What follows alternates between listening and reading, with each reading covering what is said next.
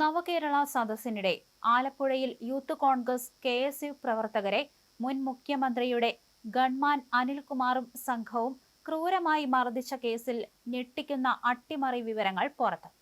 അന്ന് ആലപ്പുഴ ജില്ലാ police മേധാവിയായിരുന്ന Chaitra Teresa John സമർപ്പിച്ച ഔദ്യോഗിക സുരക്ഷാ വീഴ്ച റിപ്പോർട്ട് ആഭ്യന്തര വകുപ്പിലെ അന്നത്തെ സർവപ്രതാപിയായ എ.ഡി.ജി.പി എം.ആർ. അജിത് കുമാർ ബോധപൂർവം ചവറ്റുകൊട്ടയിലിട്ടെന്നാണ് പുതിയ കണ്ടെത്തൽ.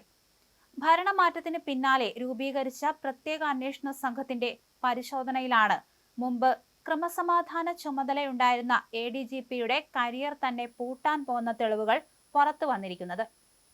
കേരള പോലീസിന്റെ ചരിത്രത്തിൽ കേട്ടുകേൾവിയില്ലാത്ത വിധം ഒരു ക്രിമിനൽ കേസിന്റെ ഡയറി തിരുത്താൻ ഉന്നത പോലീസ് ആസ്ഥാനം നേരിട്ട് ചരട് വലിച്ചെന്നാണ് അന്വേഷണ സംഘം കണ്ടെത്തുന്നത്.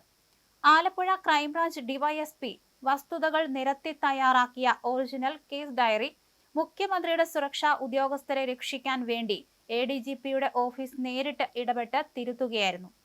രക്ഷാപ്രവർത്തനം എന്ന പേരിൽ തെരുവിൽ നടന്ന ഗുണ്ടായിസത്തെ ന്യായീകരിക്കാനും ഗൺമാൻ അനിൽകുമാർ ഉൾപ്പെടെയുള്ള പ്രതികൾക്ക് നിയമപരമായ പഴുതുകൾ ഒരുക്കാനുമായിരുന്നു ഈ തിരുത്തൽ നാടകം.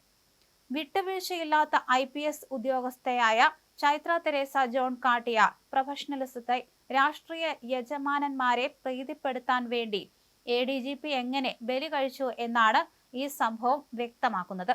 VIP സുരക്ഷയുടെ മറവിൽ മുഖ്യമന്ത്രിയുടെ പേഴ്സണൽ സ്റ്റാഫും ഗൺമാനും കാണിച്ച അതിക്രമം സുരക്ഷാ ചട്ടങ്ങളുടെ നഗ്നമായ ലംഘനമാണെന്ന് ചൈത്ര കൃത്യമായി റിപ്പോർട്ട് ചെയ്തിരുന്നു.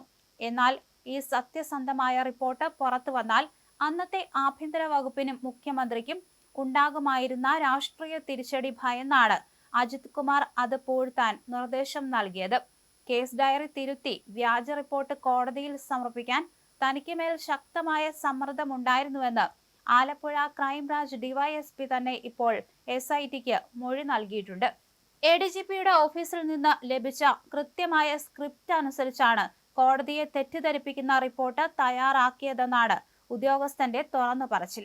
ഒരു കേസ് അട്ടിമറിക്കാൻ ഉന്നത IPS ഉദ്യോഗസ്ഥൻ ഔദ്യോഗിക പദവി ദുരുപയോഗം ചെയ്തു എന്ന് കീഴുദ്യോഗസ്ഥൻ തന്നെ മൊഴി നൽകിയതോടെ അജിത് കുമാറിന് മേലുള്ള നിയമക്കുരുക്ക് പൂർണ്ണമായിരിക്കുകയാണ്.